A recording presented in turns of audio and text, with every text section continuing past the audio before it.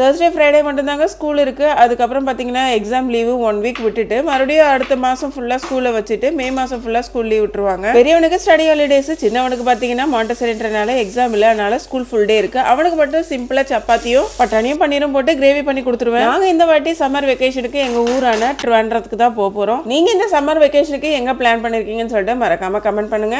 இல்லைனா இந்த இடம் போனால் நல்லா இருக்கும்னு நினைக்கிறதும் கமெண்ட் பண்ணுங்க. ஏன்னா நிறைய பேருக்கு எங்கே போகணும்னு தெரியாது, ஒரு ஐடியா இருக்கு. அதில் கமெண்ட் படிக்கிறவங்களுக்கு கொஞ்சம் கன்வீனியன்ட்டாக இருக்கும் பிளான் பண்ணுறதுக்கு. இந்த கிரேவிக்கு பார்த்தீங்கன்னா வெங்காயம், தக்காளி, இஞ்சி, பூண்டு, காஞ்ச மிளகாய் போட்டு நல்லா வதங்கினதுக்கப்புறம் அரைச்சிக்கலாம். காலையில் டிஃபனுக்கு வழக்கம் போல தோசையை சுட்டு கொடுத்துட்டேன். இந்த வெங்காயம் தக்காளி ஆறிட்டு இருக்கு பார்த்தீங்களா, அரைக்கிறதுக்கு முன்னாடி அந்த டைமில் தோசைக்கல்ல பட்டர் சேர்த்து பன்னீரையும் ஃப்ரை பண்ணி எடுத்துக்கிட்டேன். மறுபடியும் அதே கடாயில் ஜீரகம், பிரிஞ்சிலையும் கிராம்பும் கூடவே சேர்த்துக்கோங்க. ஸ்டவ் லோ ஃப்ளேமில் வச்சு மிளகாத்தூள், மல்லித்தூள், மஞ்சத்தூள், ஜீரகத்தூள் சேர்த்து நல்லா வதங்கினதுக்கப்புறம் அரைச்ச வெங்காயம் தக்காளி பேஸ்டையும் சேர்த்துக்கலாம். தண்ணியும் சேர்த்து கொஞ்சம் பட்டாணியும் சேர்த்து வேக விட்டதுக்கப்புறம் ஃப்ரை பண்ணி வச்சிருந்தா பன்னீரும் சேர்த்துக்கலாம். கடைசியாக ஃப்ரெஷ் கிரீமும் கஸ்தூரி மெத்தியும் சேர்த்துக்கிட்டேன்.